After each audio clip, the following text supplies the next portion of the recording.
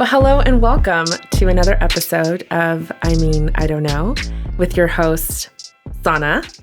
Hi. And Jackie, myself. And today we have our, second guest? Second Second guest, Melissa MacKay, all the way from Chicago. Hello. Hello, everyone. We're so happy to have her here today. It's exciting. We'll kind of get into a little bit of how because I know Melissa. Well, Sana now knows. We're now acquainted. We've been acquainted for about 15 minutes now. Yeah, so we met in the parking lot. Friends. It was a great 15 minutes. They're 15 minutes away from being best friends. Literally, that's all it took. I mean, that's all I need. That's very true. But yeah, so before we get into today's topic and episode, weekend recap. Sana, how was your weekend? Uneventful. Well, no, it was eventful. But so Friday, uneventful. Saturday, as we know, Aisha came back into town. Aisha, the best friend, the BFF. Best friend. She came back after 3 weeks, so you knew we had to go out. Of course. So we went out to LA. But you have to preface this, though, about going out, though. Like, Aisha got off a 14, 16-hour flight? If anything you need about Aisha, she can rally like nobody I know. Like, nobody I know can rally. Yeah. She got off the flight and was basically, what are we doing tonight? Yeah. It's like, all right, let's... I don't know how they, because she does it. Because Melissa just flew in today from Chicago, and we were just talking about, she was like, I was up so early that like today feels like 2 days. Yeah, I've been up since 4:30 Chicago time. No, so I picked her up here. at 5:30. We got home at 6:30. We left at 9:30. That's ridiculous. I don't even know how. That sounds exhausting. And she was ready to go the whole night. We may have passed out in the Uber on the way home, but which we talked about. PSA, that's really dangerous. As in the Uber driver had to wake you up? No, I woke her up. I literally had to grab her face. I was like, Aisha, we are here. Wake up. Aisha, We went out. Yeah, literally. We went out. We had dinner. We went out and about, met some cool people. Good times. And then Sunday I had a family day. And, I got a new car. That's right. That's super exciting. Yes. I got an electric car. I'm a Tesla girl now. Best decision I made. Tesla ho. Best decision I made. I'm so happy. If you're looking for a car, order it now. Tesla, sponsor me. If you have the means, it's so choice. Sponsored by Tesla. How about you? That's exciting. Kind of the same. Not too much going on, but like I feel like enough. Because I had gone out earlier in the week, which again, now that I'm in my 30s, I have to like plan it out. I can't do too much. I mean, you're not in this boat right now. I'm 22. In the boat. Well, you're like 22 now. Yeah, again, I don't even know. I rewinded time. Yeah, you really did. So I have to like plan it out. But Sunday was nice because I got to see my friend Suna that I haven't seen in a while, or our friend Suna that we haven't seen in a while. And so got to hang out with her. But it was good that I had a low-key weekend because Melissa and I work together. That's how we know each other, just to kind of jump ahead a little bit. But we have kind of like a leadership retreat situation kind of going on. I feel like you have weekly leadership. Listen, retreats. It takes a lot, to maintain the great leadership. A lot of oil to keep these wheels going. Pretty much. They start giving us retreats, massage places. We're the forefront of the company. Here's the thing. I feel like being an agent is a retreat. So support, however. Well. Anyway. Oops, my headphones. Melissa, what did you do? I, being in my 30s, took it very easy knowing I had to come here this week. I went to a farmer's market. Ooh, that's nice. I hung out with some friends. I planted a rain garden. What's a rain? Yeah, I was going to say, what's a rain garden? So I planted a bunch of native plants, native to Illinois, in an area of my yard that tends to hold a little bit of water. And they're plants that will just soak up all of it and stop the puddling because their roots will just suck it all up. Oh, that's pretty cool. That's awesome. With some milkweed for the monarchs. Hashtag save the butterflies. Yes, save the butterflies, the beautiful butterflies. So low-key weekends all around. Yeah, nice. Low-key with a little bit of spice. That's just a dash of spice. Just a Saturday spice. Saturday spice. That's all we need. I had Sunday spice, but Saturday, Sunday, whatever. Same thing. All right, so to get into today's episode and why we have Melissa here to join us, it's a little bit of a heavier episode. I will say. We'll say promise next week. Next week we've been saying this for a while. I know we have been. But next week it's really happening. I Yes. promise you, it's going to deliver. Yes. But as we've talked about before, like last episode, we talked about how September was kind of like aware, like just kind of different. It stood for different things, right? Yeah. So last week we talked about self-care, because September is self-care awareness and PCOS awareness. So September is also, again, heavy topic alert, is suicide awareness / prevention month. And so Melissa and I, like I said, we work together, and we used to manage one of the same team together. We don't manage the same team together anymore. It's super sad. But so I thought I would bring her on since she's in town, because we've always just kind of had open dialogue just about anxiety, depression. All that ails us. Yes, all that ails us. But again, it is a heavier episode and heavier than what we're used to. So there may not be as many jokes. Don't turn it off. Where are the tissues? I should have But brought also, I can make a joke out of anything, so stay tuned. That's true. This is true. One of her special traits. But just kind of a few statistics regarding suicide, because it is, again, it's a very important topic. And we're kind of going to get deeper into like the roots, because yes, like, obviously, like suicide is, I don't want to say like it's kind of the final act, right? But there's always something. There's always like a root cause. There's always something that's going on. So just a few stats for everyone. In 2020, suicide rates were higher among adults ages 25 to 34 years old. Males commit suicide 3.5 times more often than females. It's also a leading cause of death in the United States. It's number 10. And for every suicide, there are more attempts that we don't know about. So again, like I said, it's not just suicide, the final act. It's about anxiety, stress, depression, emotional and mental wellness, which is very important to me. I know, like, I'm not saying it's not important to Sana. Wow. Because it is important to Sana. But I think out of the two of us, I think I'm more of like, if you want to call it that. I'm the hard outer shell. With the soft gummy inside. With the soft gummy inside.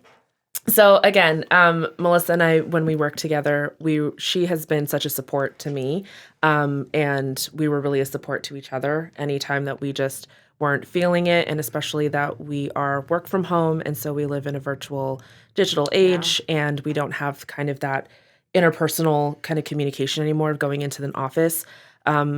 I don't know. I just really always appreciated her listening and asking me questions and being a partner with it. And so I think she just has a lot to offer about Shout out to the days we spent 6.5 hours on a Zoom So call. we spent Oh my 6.5 hours on a Zoom call one time, and we were just talking and getting to know each other. But what was the most important is that we created a safe space for one another to come and talk about anything. And it was anything personal, also anything professionally related. We had the ability to come to one another and be like, hey, can you help me out with this? Or, hey, I need you to do your part.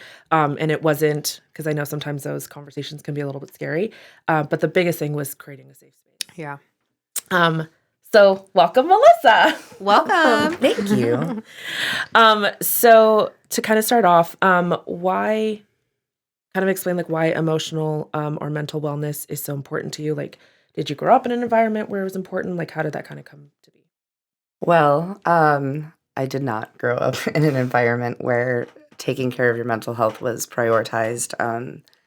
I have an alcoholic father who was abusive through a lot of my childhood, and my mom is bipolar. So there wasn't a lot of stability. Checking in. Yeah, there wasn't You a were lot checking of, on them. Yeah, it was Yeah. a lot of parenting my parents and having to be the emotionally stable one. So I really had to figure a lot of it out myself. I wasn't really given a lot of tools. I had to kind of craft a lot of the tools from what I did have and the people I did have connections with. And I think that's really what got me through, is just being able to forge those tools that I needed. Right. How did you start that journey though? Because I know like it can be very daunting when you don't grow up with that, or you don't grow up in an environment true. with it. Yeah. Because you could fall into it, I feel. Yes. Oh, and I mean, I absolutely did. I started drinking when I was probably 12. I started smoking weed when I was 14. I've done a lot of things that aren't healthy for me in my life. I started self-harming when I was in 7th grade, and I self-harmed up through probably my mid-20s. And so I didn't always have healthy coping mechanisms. Yeah. Sometimes the tools I crafted weren't the best tools, but they got me through that point until I could learn to craft a stronger, better tool. Right. And I think that's actually kind of commendable that I like agree. you pulled yourself out of it. Like even though you did fall in to some There was a lot of traps. help along the way, though. I cannot claim that I did anything on my own. I mean, I have attempted suicide. I've been at that low point. I've been the person that had to check a friend into the hospital. I've been the person that, had to be the person to hold somebody to stop them from ending their life. Like, I think just being around people and understanding different people's experiences and just connecting with different people sometimes will help you get through the bad days, because even if it's not, well, they have it worse than me, it can be like, well, they need me around. Like, even if it's just something as simple as like, that person is going to be really sad if I'm gone. Yeah. No, that's impactful. That is really impactful. Like, because I feel like a lot of people don't think about that. Right. They don't think about what are people going to think when I'm gone. Like sometimes it is very much a selfish act, right? Yeah, in a way. I In a think. way, and Yeah. it's. I think that's great that is a mindset you had of these people need me. Yeah. And I mean, that comes from, being a people pleaser and being the kid that Yeah. I got a lot of worth from my parents when I did good. When, Shout out to the people pleasing children. like, I always needed my teacher's approval. Like, I always needed Same. everyone's approval. So for Yep. me, the thought of letting someone else down is scarier than letting myself down. Yeah. No, that's But I feel like it's crazy in this situation. It's kind of a good thing. it. I guess kind of It can be, yeah. Yeah. like almost like kind of a saving mechanism in a way. yeah. Like it's not the best, obviously. Yeah. Like In other scenarios, but in right. Like It I does, because while you may not want to stay alive for yourself, you at least want to stay alive for something. Yeah. And that's better than nothing. I agree, Right. 100%. So you had mentioned that like you had a lot of help along the way. So kind of like what did those general conversations look like? Because I think that's kind of I guess, I don't know, maybe the hard part is that we don't really like talk about feelings too much, certain people. Like, so how did those conversations look then in the beginning? I think at the beginning they're messy. Those conversations can be messy. They can be you're saying things that don't come out right. Yeah. It can be saying the wrong thing and actually making somebody feel a little bit worse until you really learn like how to approach certain things, and everyone's different. So you may have worked through something with someone and then in your mind someone else is going through what you think is the same thing, and it's never the same. So you have to approach it differently. You have to style flex, if you will. Yeah. And it's really just it's asking questions that might feel uncomfortable. And, just really being like, how can I show up for you right now? Like, what are you lacking? Like, what's weighing you down the heaviest right now? And sometimes people can't even tell you.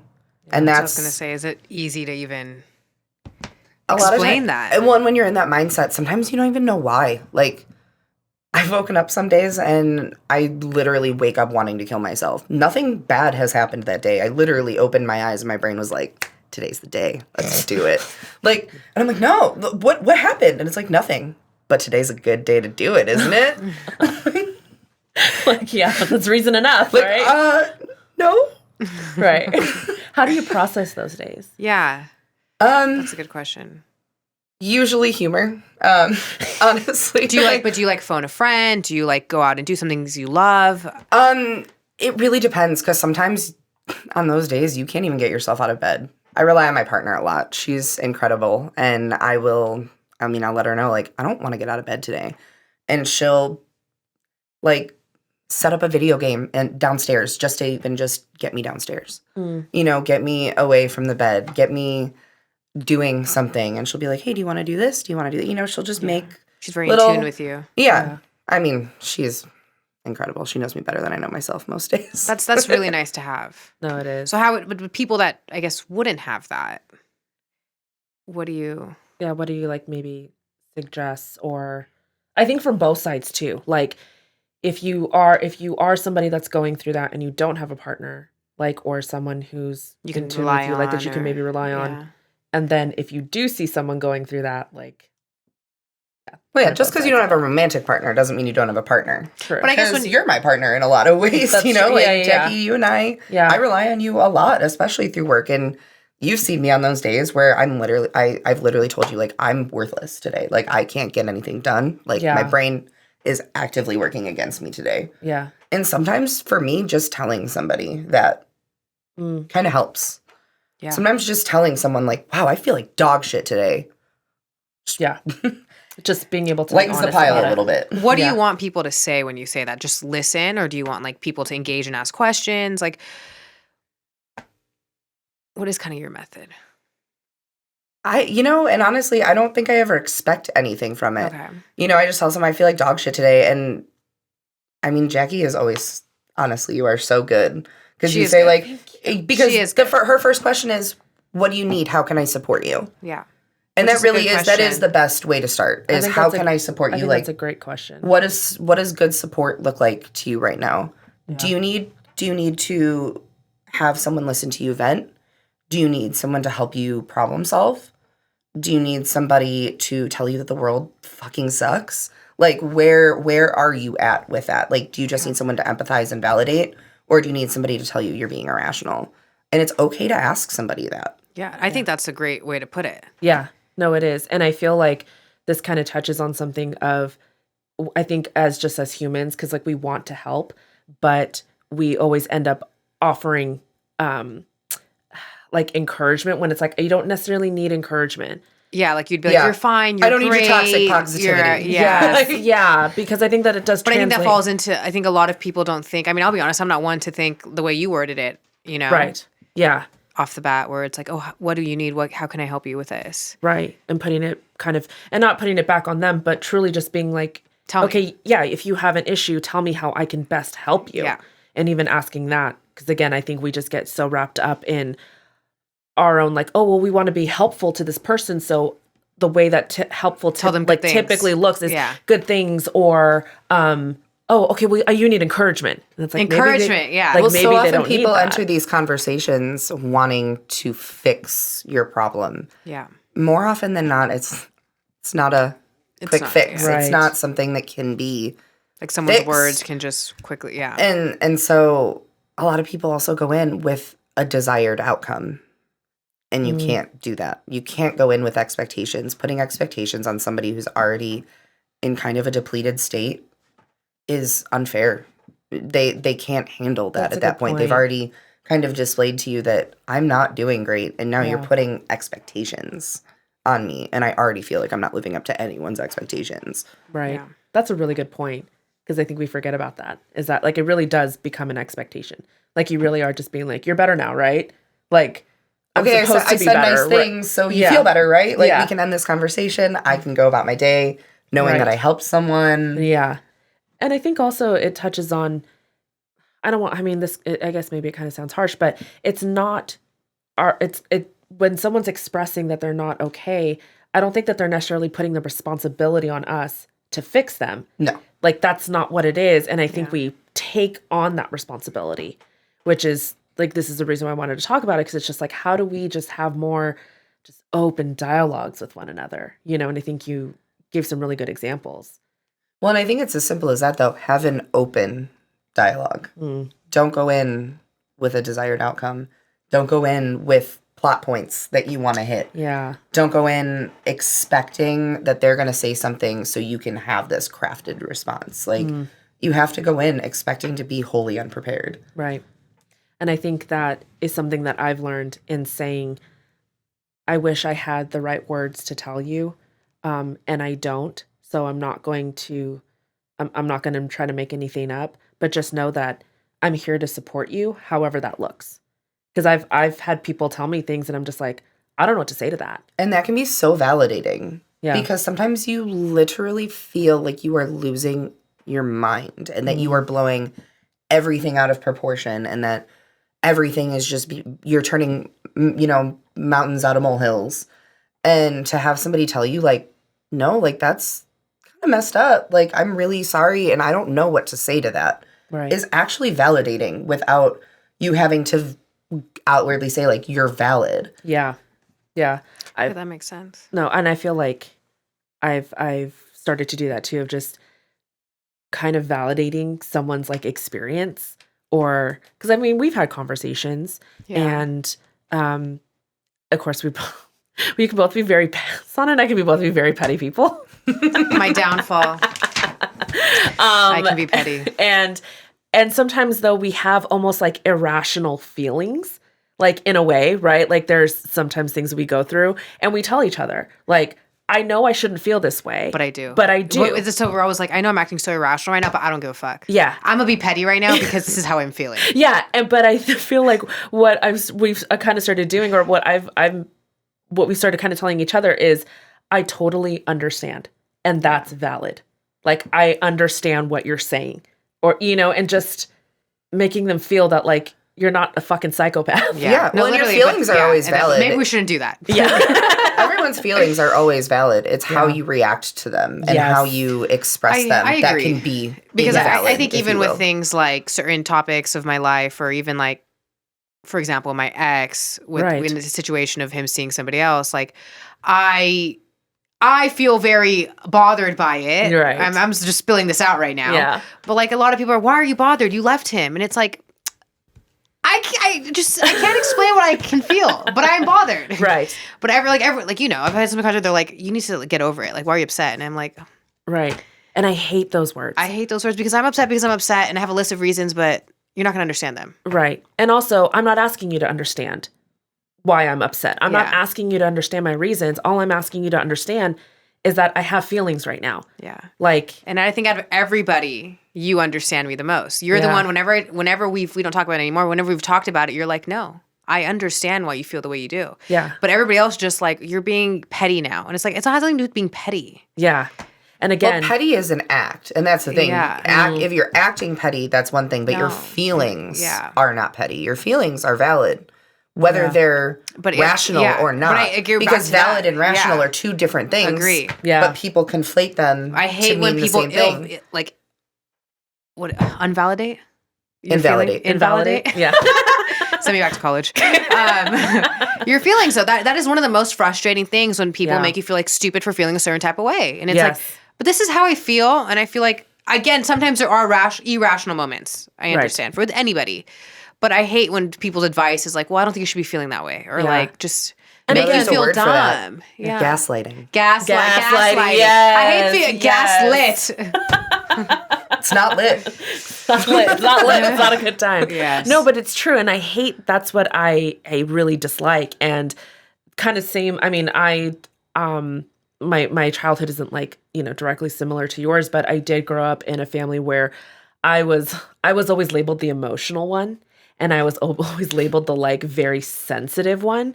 And it's like, I'm not, like, maybe I am sensitive, but I'm not in the way that it has kind of that negative connotation. So what if Jackie and I cry every time we hug? That doesn't mean we're overly sensitive.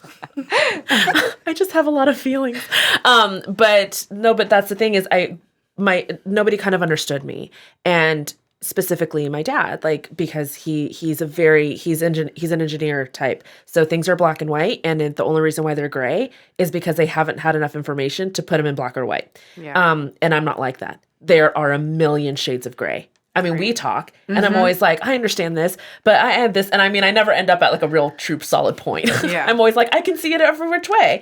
And then I have like my truth. But that's the thing is that I think I always grew up never having like my feelings validated, and nobody ever saying your feelings, whatever they are valid, but I'm talking about your reaction, right? So if you're angry, if you're pissed, if you are just enraged, that's fair. Like, that's valid. I'm not coming, but just because you're mad doesn't mean you get to hit somebody. Yeah. Just because you're angry doesn't mean you get to murder somebody. Like, you don't get to act You don't out get to that act way. out Yeah. and No, I think hurt that- people. That's the best way, right? Right. I think, the validating the feelings. Yeah, and I've just learned for myself because I've dealt with that growing up that now I'm at a point where I never want to invalidate anyone's feelings. No, you're really good at that. I will say that's why. Thank you. Like I go to you almost before anybody because you hear me out and you do look at both sides. Yeah. And you do say, no, I understand. Right. But maybe let's do this instead. Or okay, like maybe we can't control that, but what can we control? Yeah. Right? Because control our controllables. It's always a thing. But it comes even in like, okay, so maybe what we're feeling is what we're feeling, but we can control our response. Yeah. So, let's not go key somebody's car. That's a joke. We're never that extreme. We're never that extreme. Okay. Most of the things that we just talk, like we never like act things out. Oh, we never act things out. It's just always like inner feelings that we're getting out. But we're never enraged. We're like, I cannot wait to get at this person. Because it's healthy to get those feelings out. Yeah. We never get to that level. It's just like, this is how I'm feeling. And like, I need to talk about it. And I just need someone to listen to me. Yeah. Sometimes a feeling just needs to be named so it can move on.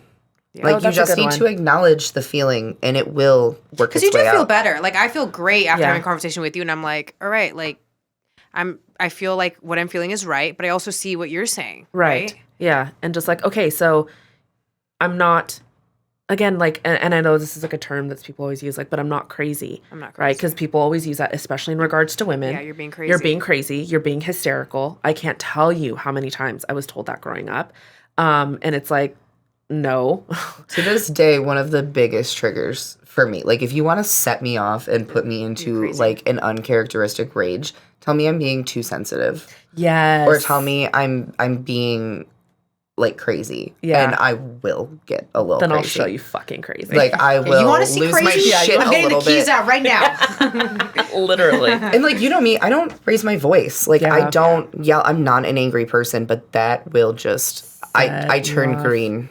Yeah. I turn into the Hulk. Yeah, because it's just like people are saying it knowing that you're going to get a reaction out of someone. Yes. Those are like those words when I like people tell me when you're in an argument, like relax. It's like, oh my God. You already know saying Nobody's saying that to be helpful. Yes. It's escalating. Yes. Yeah. You're not truly, because if you were truly saying it to be helpful, it'd be like, hey, I think we both need to take a moment. I think we're getting to an area where we're not going to have valid conversation and we're going to say shit that's going to hurt each other and not help each other. Yes. So why don't we take a breather? That would be helpful. That would be helpful. So men, no, just kidding. So men. Anyone. Or females. Anyone. And women. Anyone. I've been gaslit by a woman or two in my life. Thank you. All parties. Yeah, no, everyone. Stop telling people to relax. Like, if you're truly going to try to be helpful, then say, hey, let's take a breather. Relax is a trigger one for me. And if I'm in an argument and someone tells me to relax, I'm like, oh, yeah. We're definitely not relaxing now. Yeah. Relaxation is nowhere on the horizon anymore. It's like so far off now. So far away. So when you're so we're talking about, unfortunately, like the end like result of any of these feelings, like depression, anxiety, like is obvious, like, well, not obviously, but it's, can be suicide. So how do you have a conversation when you are worried about someone? I mean, tell them that, hey, I'm worried about you. Like, I'm concerned. And I'm not saying that to put the weight of my worry on you, but I need you to know that I care enough to worry. Mm. And I think it's important to say that, like, I'm not doing that to put any more weight on you, but I just need you to know that I'm here and I care. Yeah. What are some possible signs, like, from your experience? Like, what are maybe some possible signs, like, to look for? Because like someone you could tell that they're going down a bad path or wanting because I think that, again, when you talk about like terms being tossed around, like depression gets tossed around a lot, and I think that you can be in a depressive state, but actually having depression is completely different. Well, and there's so many different classifications when it comes to depression too, as especially, clinical depression, there's different forms. Right. And yeah, like you said, you can be in a depressive state and not have chronic depression. Right. And I think that's really what we need to start thinking it as, is a chronic illness. Mm. It is something that may be good some days and may flare up other days. Because, talking about suicide, people say someone died of suicide. Nobody dies of suicide. People commit suicide. Suicide is an act. Depression is what they die of. They die of the disease that is depression. That's a good point. I don't feel like anyone's ever really kind of thought about it that way. I've never thought about it that way. Yeah, because it's true. Like, it's true. Like, it's never, that's the final act, unfortunately. Like, that is like the end result. That's the manifestation, the physical manifestation of all of these root issues, you know, the depression, the anxiety, the hurt, the pain, whatever it might be. Are there any other type of like kind of maybe typical signs or things that I mean, it really depends on the person. You know, like if you notice somebody is going really high to really low, you know, that's MIA. Yeah, if somebody just disappears. I mean, I have friends that like I know they're kind of on a schedule. Sometimes they disappear for a week, but if they disappear for longer than a week, I know to be worried. You know, and it's really knowing your friends and knowing really who they are at their core to kind of know when something is different. At what point as an outsider does it become like overbearing to continuously just like reach out? Does it become overbearing? I mean, check in with them. Say, hey, like I mean, I do that all the time. Say, hey, I'm gonna check in on you until you tell me to stop. Okay. I'm gonna keep doing this until you tell me you no longer want me to. You know, and you know, get consent. Say like, hey, are you good with me reaching out? Is that something you want? How do you feel how would you feel if I were to reach out every other day? Is that overbearing? Does that feel good? And just kind of tailor based on what responses you get. Yeah, that's a good point. Do you have any like, because I feel like sometimes a hard part for people is if they're not necessarily, I don't want to say like feeling people, because we're all feeling people, obviously. But if that's not something that they're super inclined to do, right? Like that's like maybe not the typical types of conversations that they have. Like what are some like maybe good conversation starters? Like you know, like if you're not comfortable talking about that stuff. I mean, but you call can see out the elephant in the room. I mean, if you're close enough to see that change in someone, they're close enough with you. That's true. To know you. And it's okay to say, like, I don't know how to fucking start this conversation, but, like, you good? Like, what's going on? Because, like, shit seems a little weird, and I'm worried about you.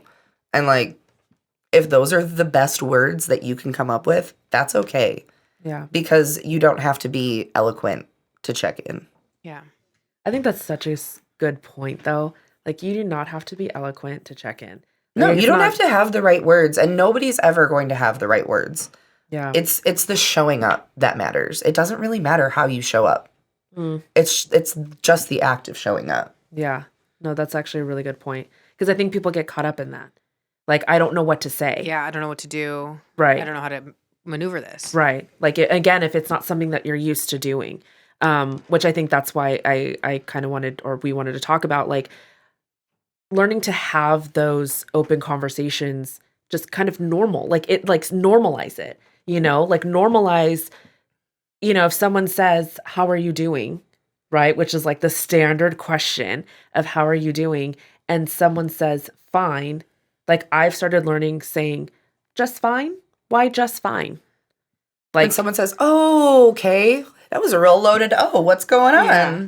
You know, like, reading into that. And we've talked about, you know, I've had people, hey, you doing okay? And they're doing what's supposed to be a genuine check-in. And when I do an obvious deflection, which is it manipulative? Maybe, but is it all I can come up with at the time? Probably. Right. And I say I'm fine, and they go, cool, great. It's like, you really didn't give a shit. Yeah, they just did it as a formality. You were just checking to like check the box. Yeah. Exactly. Yeah. Just I did it. Yeah. Like, okay, cool, great. Yeah, I tried. They're here. But I mean, I've reached out to like director level people in a company, like, hey, your voice sounded off in a meeting. Are you okay today? Yeah. And like I am a hugely empathic person, so that is comfortable for me. But like little things like that, like I had someone once be like, you know, I've just had a lot going on. Like, thank you for checking in with me, you know, and powerful people don't get checked in on. Check on your powerful friends. No, that's like so check true. on your strong friends. I think everybody's kind of also in their head and like afraid to overstep.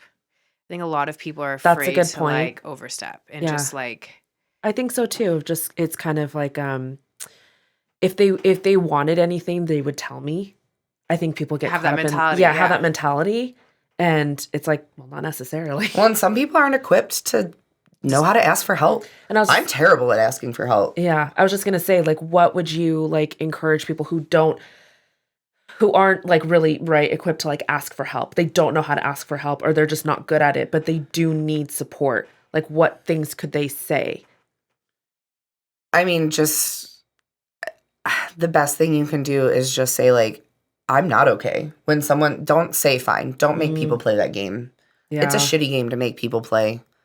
And it's okay to not be Feel- okay. Yeah. And be honest with that. But you have to be ready to have that conversation then at that point. Like, if you're going to say you're not okay, you have to expect that someone's going to say, what's going on? Right. That's a good point. Like, you're opening the door. So, like, you've got to be okay with people walking through it. Yeah. Yeah. Like, you know.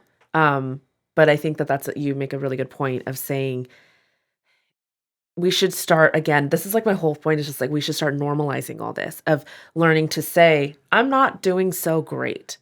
And nothing, and I also think that people think that there has to be something awful going on to then say I'm not okay. And it's like that's not the case. Like It's not the Pain Olympics. Yeah. Such a good one. But it's true. Like also like people don't have a monopoly on pain. Yeah. Like if you're going through something, you're going through something. And that's why I kind of hate when people are always like, oh, well, someone has it worse than me. It's like, well, obviously. Someone's always going to have it worse. Yeah. People are dying every moment. Right. Someone Yeah. is literally always going to hate have it that worse. thing where that phrase, someone has it worse, but doesn't Doesn't mean minimize. that I can't minimize. Yes. Doesn't mean that I can't feel the way I feel. Yes. Yeah, exactly. It minimizes and it I just. hate when people say that. Well, someone like, no. Yeah, it's like, what does that have to do doesn't with mean I anything? can't feel what I feel. Yeah. Like that, yeah, but I think that's exactly what it's telling people is Yeah. you don't have a right to feel this way because someone else has it worse than you. And it's like, who gives a shit? I'm still not okay. What is Guess that supposed what? to I make feel me do? bad for them, but doesn't make it suck for me any Yeah. less. Right. And I think that's the thing. It's like, that's not going to cure me. Like, oh, someone has it worse than me? All right, Shucks. you're I didn't right. know that. Yeah, it's not like you know, it's not like, oh man, I have a spot of skin cancer I have to get taken off. Well, someone else is dying of cancer, so obviously I can't care about my little easily removable spot of skin cancer anymore. yeah, it's like you're not allowed to care about yourself. No, I hate that phrase. I hate hate when it. people say that because it's like, no, I'm going to fucking feel what I feel right now. Right. I'm sorry someone else is going through that, but that doesn't invalidate my feelings. Exactly. Like getting back to like Pain isn't pie. There's like it's not slices and there's a finite amount. Like right. everyone can feel infinite amounts of pain. Right. And everyone has a different threshold. That's the biggest thing I was too. just gonna say. What you can handle may not be the same as what I can handle. Right. Looks differently on everybody. No, it's Like true. some people can handle incredible amounts of things, but there is one minor thing that might break them. Yeah. And some people can't handle a lot. And that's okay. We don't Right. all have to have the same pain tolerance, if you will. Yeah. No, that's a good point. Because I feel like also some people just deal with certain things better, right? And sometimes you don't know somebody's past. Like what if there really has been like a lot of like deaths in their family and maybe, I don't know, maybe some neighbor or some like distant. Well, Not and you don't distant, know but, what like- trauma people have surrounding something like that. So maybe Right. they've only had one person die in their life, but it was incredibly traumatic and they saw it happen. So every time they experience death after that, it's It's like a trigger. a trigger. Right. So like that person may handle death a lot differently than someone who, yeah, maybe all four of their grandparents have passed. They've had, Right. a bunch of people in their life pass, but it's never been something that's drastic and just traumatic age or like that. natural Yeah. causes or Right. Yeah. something like that. No, I think that that's really important to remember as when you like if someone is processing something because I think a lot of times we start judging what people like feel pain over. We put a timeline on pain. We think We you do. should only be able to grieve or feel this for X amount of time, and then you should be over it. Yeah, I hate when people do that. That's another one of like pet peeves of mine is like saying, "Oh, you should be over it by now." Like, fuck you. I don't have to be over anything. Yeah. Like, on yes, my I terms. wouldn't. Yeah, it's on my timeline, and I wouldn't encourage somebody to wallow in pain. I don't want you to reside there, but like, if you're visiting for a while, you're visiting for a while. Yeah, let me go And through you my know, process. sometimes you have to visit a couple weeks a year. Yeah. Like, it happens. Right. It's not linear. Right. Like Pain and grieving aren't linear. Any kind of negative feeling isn't linear. It's going to ebb, it's going to flow. Any feeling ebbs and flows. Right. No, that's very true. Just always and everyone puts their own timeline onto everyone else. Everybody puts their own opinions, timelines, agendas. That's just society. Yeah. And it's just kind of like, again, like always making sure that you're looking at it from a lens of how am I supporting this person? And again, it's not about the encouragement, right? It's not like, no, I don't need your timeline. I'm not asking for that. As a friend, like the lens that you should be looking at, it's like, how can I support this person? They're clearly going through something. Because everyone thinks that they can give the best advice. That's another issue. Yeah. Everybody Newsflash, you're not a therapist. You cannot give the best thinks advice. That they like that's why we talk about this. So and even if you are a licensed therapist, you're still probably not giving the best advice. We know some people that go to them and we're still like, you might want to change. Yeah, we're like, I think shout out to my last therapist. Hey. But that's the problem. We talked about this. True. Where like everybody, when you go, like everyone's mindset is like, oh, I need to give them advice. I need to give them the best advice. It's like, I don't want your fucking advice. Or unless I'm asking for it. Yeah. Or I've been through this. It's like so let me tell you my experience. Yeah. But it's like sometimes it is valid if they've asked for it, but it's like, let me give you this unsolicited. It's always unsolicited experience. I mean, I'm not gonna lie. Always I'm sure I've done that for consent. Yeah. Always. I'm sure I've done that. But like it is, everybody has this mentality where it's like, oh, like let me just give advice instead of just listening or asking. Exactly. Or like you said, like how can I help you? Right. Well, and in that moment, you're turning the conversation into being about you. Yeah. So you're drawing the attention away from the person who is in a way crying out for help. Yeah. Yeah. And like how shitty does that feel? Like should it manifest itself? Which right? honestly is probably why a good amount of people don't like asking for help. They've asked for help a few times. They don't get it right. Yeah. And they get people who are just like, well, this is what I would do. I'm like, well, you're not me. Right. What are some like non-obvious ways that people ask for help, do you think? Like with your experience and I think honestly sometimes in the jokes that they tell. Like you know, jokes. I think jokes. Is you a big know, one. if I'm making 13 Reasons Why jokes, I'm not having a good day. Yeah. Like if because I think sometimes really depressed people come across very humorous, like very funny. Robin Williams is a perfect example. But it's very common. Right. So that humor is a big mask for. It's true. I think it's really truth telling, the types of jokes. Because you're right. When you tell me, there are times where Melissa will slack me and say, you know, a certain situation, she says, this is going to be my 13th reason. And anybody who knows the series, it's a tacky joke. It's not good. But it's not good. But it's so good. But it's really funny. You know what makes me feel better? But I can tell that she's not having a great day. So I know that that's probably not going to be the best time for me to maybe bring up something like, hey, can you work on this? Or, hey, like, we're under a deadline. Can you get this done? Like, maybe I do take something on. Or maybe I just say, like, hey, just checking in on you. Just simply, like, honestly, like, we've slacked each other. We've because we always say good morning to each other via Slack. I love that. I know. Every morning. Every morning. I don't even get good morning texts from Jackie. How dare you? You get good morning phone calls. Don't even try. Your work's listening to this. They know you're not working now. No, they know I'm not working. No, we always say good morning to each other, and we always say, how are you? That's always like a true, like, how are you? And we truly tell each other how we are. Yeah. I woke up full of rage today. I woke up, you know, with this. I had a fucked up dream about XYZ. Like, we have created such a safe space where I do feel comfortable saying, like, I woke up feeling like a pile of dog shit, and I am not capable of actual function today. Yeah. And I know that I've woken up and I've just said, like that depressive state is sinking in again, or I have anxiety about this situation and now it's turning to just being like a depressive episode. And I'm not okay. Like, I feel like I can cry at the drop of a hat. And that's when sometimes a Zoom call happens. Or what I appreciate about this too, is asking, do you want to talk? Do you want to get on a Zoom? Do you want to huddle? again, like asking, like, is this something that you need? Would it be helpful to you?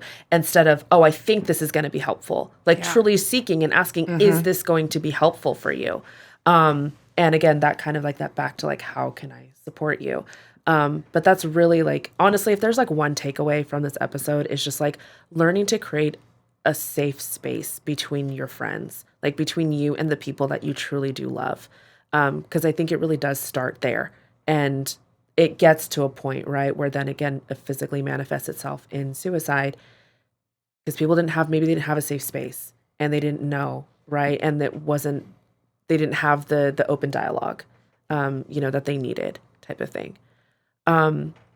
What would you suggest? The flip side of what to say, what not to say. Yeah, what not to say to someone. I mean, I do feel like we covered that a little bit. Like, don't try and insert yourself into the problem. Don't add to the weight that somebody is already under.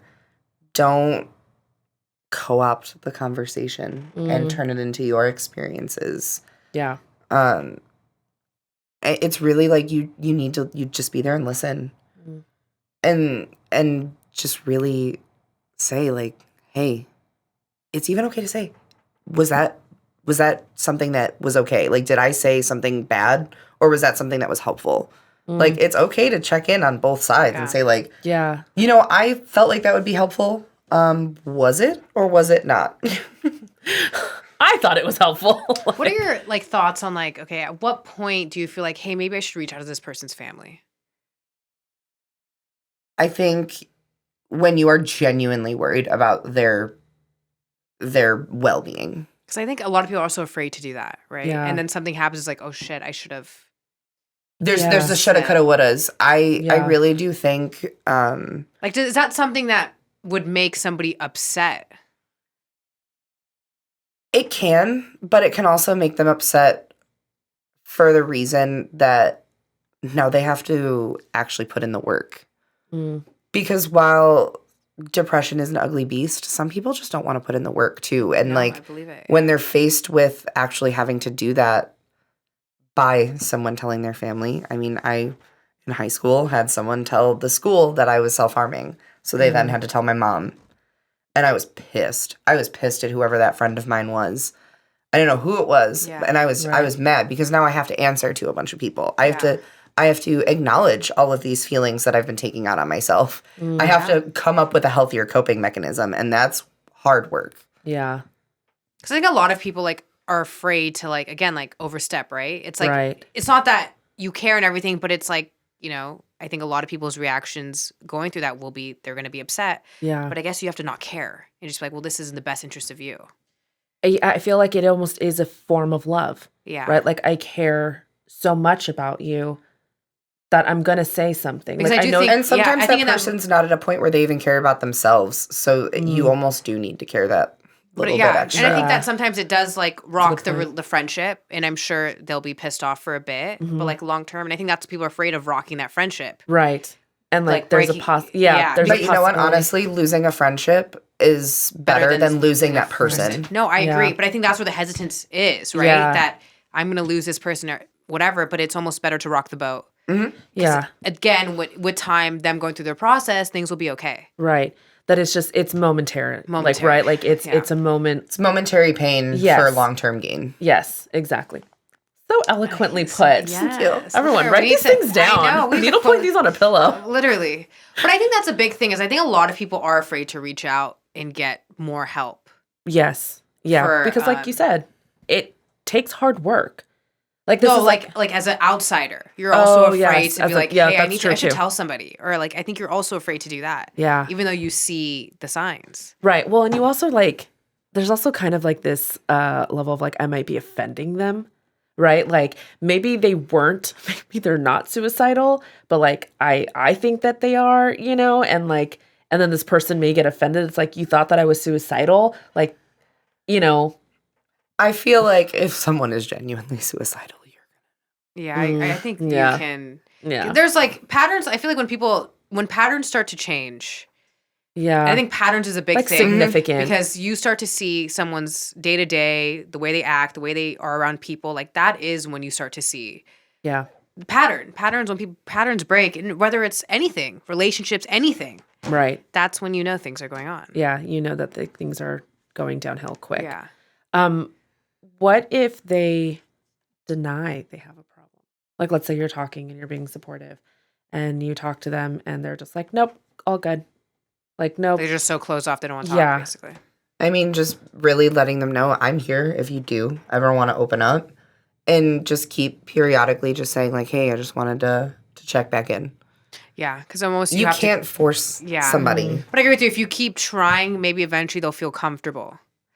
It's not like a one time, well, I tried once. Like, I agree, it might have to be consistent effort. Right. And then they'll feel comfortable. Or one day they'll be like, you know what? Yeah, I think you're right when we circled back when you're like, people just do it for one. They're like, well, we tried. Yeah. I don't think people follow up. They're like, the good old college try. Yeah, I did my one. Like, I asked. Well, I asked. Exactly, I asked. But again, I don't think people keep trying and following up. They're like, well, she's not wanting to talk. Well, why don't we keep seeing and like trying? Right. Because it may take, well, especially if you're dealing with something so it's not easy. Deep. Yeah, it's not easy to get it off your chest. No matter like how comfortable with the person. Like, I can't imagine it's easy to just be like, well, like it's going to take time to bring all these feelings up. Right. The clip that's like playing in my head is like Cardi B when she's like, I'm glad you brought this up because I've been wanting to talk about this for a hot fucking minute. Like, it's not like that. No. Like, it's not like that. Like, it's not, someone's not going to be like, thank you so much for, they're not going to do that.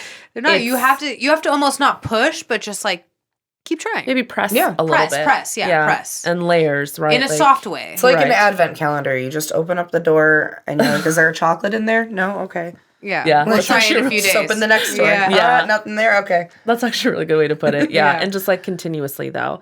And so I think that again, it's always having always having the conversation, always having the safe space, like always wanting to create that so that when someone is ready, they know that it is there for them. And knowing that like I can go to someone. Because I think that's another issue is people don't have, because again, it's not normalized.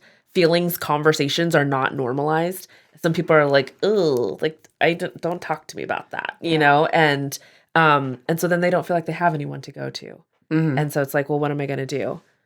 Yeah, I mean, like normalize checking in on your friends. Make it weird. Tell them you love them. Make it real weird. Like, I'm that person though. Like, I will tell my friends out of nowhere. Yeah. Hey, you always have a place at my house, right? Yeah. Like, I have a guest room.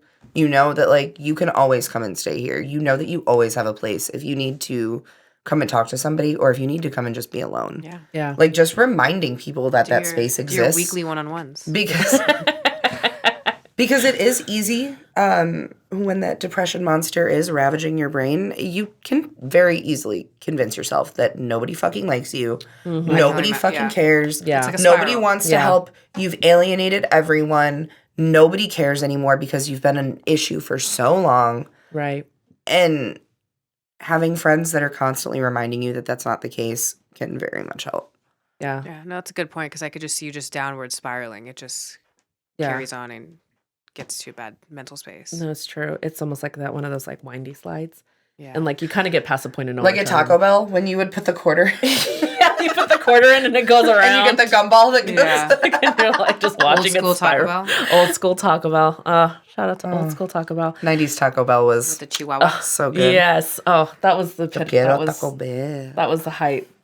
Everything was good. Life was great. We didn't know it at the time, but yeah, the little swivel chairs. Yes, Yes. I don't know how this conversation went about Taco Bell, but it always comes back to Taco Bell. Sponsor us, Taco Bell. Sponsor, we're waiting for the call. And if someone, like we said, if someone doesn't have someone that they can talk to and they know that they have a safe space, do you have like any suggestion for resources? Like outside of therapy, because not everyone can afford therapy or has a job that provides benefits, even though be standardized, like, my God. But what are maybe some resources? Luckily, the United States recently did get a helpline. Yes. I believe it's 998. 998. So you can call or text if you're not comfortable talking to somebody. We live in a world where people are a lot more comfortable telling their feelings from behind a keyboard. Yeah. Very true. And I mean, that's free. It's not therapy. It's not a replacement for therapy. And there are many sliding scale therapists. Just because you don't have insurance doesn't necessarily mean you can't afford therapy.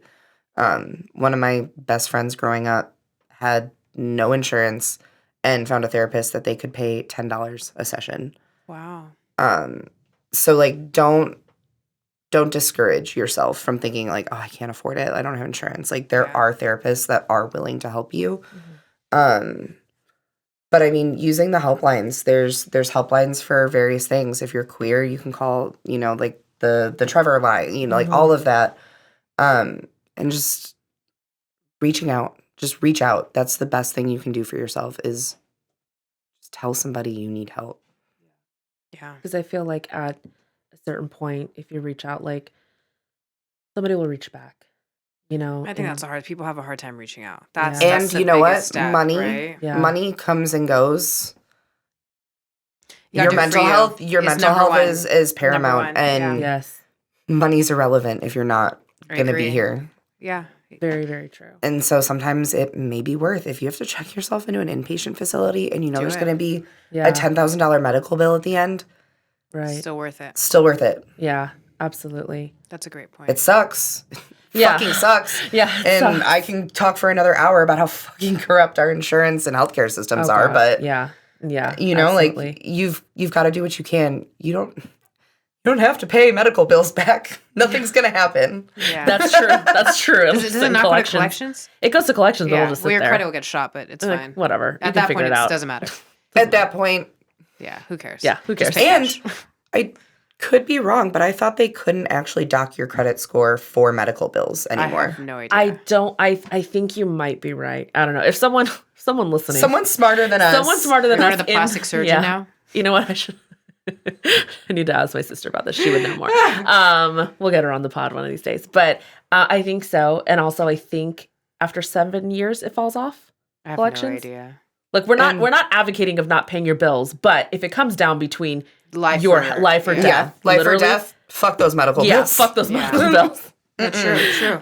And TikTok has taught us that you're supposed to like call and ask for like a breakdown, like Yeah. an 'cause itemized they- bill, because then they won't. I mean, whatever. It's worth a Life shot. hack, download TikTok. Yeah, Absolutely worth a shot. yeah, it's worth a shot. But honestly, truly, like if it really does come down between life and death, like Pay the $10,000. pay the 10. Like Yeah. fuck it. Like you'll figure it out. Money can always be And remade. Yes, Can always it can be always remade. be remade. That's all We'll figure it Full out on. somehow. Money can always be remade. Look, Yeah. you can get out and get famous on TikTok. Pay all that money. Yeah, But it always, no you matter can sell what. feet pics. You can It's do that's the one- something. yeah. Like, It can always be remade. Bottom line. Yeah, Yeah. it's not worth you sacrificing Yeah. your mental stability and health and what it could possibly be your life, right? Because it's like $10,000. Like you're worth more than $10,000. Like anyone's listening and does not think that, like you are worth more than $10,000. Yeah. Like I mean, on the black market, you're worth at least 200,000. exactly your kidneys. Like I always say, my stock portfolio at this point is just my internal organ. That's how bad I am at investing. It's my kidneys and my lungs. But no, you are worth more. You are invaluable and you are priceless. So it's worth it. Go seek the help. Any final thoughts, Melissa? To our listeners, all 5, probably 6 at this I point. think we're up to growing. 10. I Come feel on. like y'all should at least be up to 10 by now. No, we Probably. I have actually, you know faith what? in you. Probably. We have decent views. We do. We just joke around, but we actually have. I think we actually do. We have do decent have views. some. Hell yeah. But yeah. But any I'm final so proud of you. Thank you so much. Any final thoughts? I mean, just stay empathetic. Check on your people, even if Yeah. it's messy, even if it doesn't always feel comfortable. When we get into that uncomfortable space, that's when we grow. And what's better than growing with your friends? Yeah. Thank you so much for being here. And I know Yeah. sharing, because I'm sure that wasn't easy to share all these things. Yes. So Something. I'm an open book. I love that. That's me too. The world knows my life at this point. No, at that, it's funny. I meet someone new and I'm like, do you want to hear about my childhood literally- trauma? Let's share trauma. Like, what's your trauma? What's your trauma? So who hurt you the most? Yeah. No, but no, it's true. I always do when someone, this is kind of another, I guess, like maybe like good point is that when someone does share something very vulnerable with me, first of all, I want to thank you for trusting me with that information. Just know that this is between Literally you and makes me cry every time you tell me that too. I'm like, I love you. She's the best person to talk to. She really is. She should be a therapist. Can you quit? I probably should. Honestly, that's what I want to go into. I was looking into it even during the pandemic. I was like, I probably should just go back to school. Do it. She's so good at I probably should. being patient, calm, and then her demeanor, right? She's so her voice, everything. Oh, yeah. And I'm like, I know who to call. Sometimes I'm like, shut up. This is not what I want to hear about certain people. Just let me be stupid. Just let me be dumb. Let me be dumb because I was just telling you that earlier. Like, you hold people accountable, and I respect the ever-living fuck out of you for that. Like, thank you. Everyone call me. We'll put my number on the... Yeah. I'll set up a Google Voice number. Jackie's great at giving advice. Everyone but herself. Yeah, absolutely. I mean, isn't that how it works? Yeah. I will listen to She will tell everyone. me the same thing, and I'll say it back to her, and she'll be like, no. No, go fuck yourself. Yeah, literally. I'm like, you say this to me all the time, and you expect me to listen to you. She's like, I'm full of shit. When I tell it to you, you're like, I have my blinders on. I can't see. Yeah, I'm like, what? I can't see. What? I don't know what you're talking about. I can't hear. Yeah. It's easy to have 20/20 vision into someone else's problems. So true. It's so true. Very, very true. She's so quick to tell me, and I'm like, Jacqueline, should I remind you? And I'm like... We're not talking about me. Inward. We're talking about you. Yeah, look inward. Introspection. No, but thank you for sharing and for trusting us and trusting our listeners with the information. I think it was very beneficial, and it's nice to have your perspective and, someone who's gone through some of these things. Yeah, absolutely. And that's the thing. I know it was, again, a heavier topic, but it's an important topic. And I think, again, it deserves to be talked about because we're not talking about it enough. And if it helped anybody, fantastic. Even if it helped one person, does not matter. Yeah. That's the goal. Yeah. Hopefully you all learned something today. I know I did. Well, thank you so much for having me. I appreciate you giving me some airtime. Right? Platform. Yeah. We're going to have a sign-up sheet Put my annoying ass voice out there. No, your voice is good. It's a good voice. It's a good voice. But yeah, that wraps up our episode. So again, we'd always love to hear from everyone. DM us, email us, whatever. Any form. Send me signals. A pigeon. Yeah. Anything. Smoke signals. Yeah, smoke signals, whatever. Write a note on my car. But we not with the key. Not with the key. Spell things right. Spell things right. Drop some flowers off. Drop some flowers off. I'm just gonna write a list of our favorite things. Let's go. Yeah, love bomb me. haven't been love bombed in a while, so let's get that going again. But thank you to everyone for listening, and thank you to Melissa for being here. And we'll see you on number 7. Yep. Lucky number 7. Lucky number 7 next week. Bye, everyone. Bye. Bye.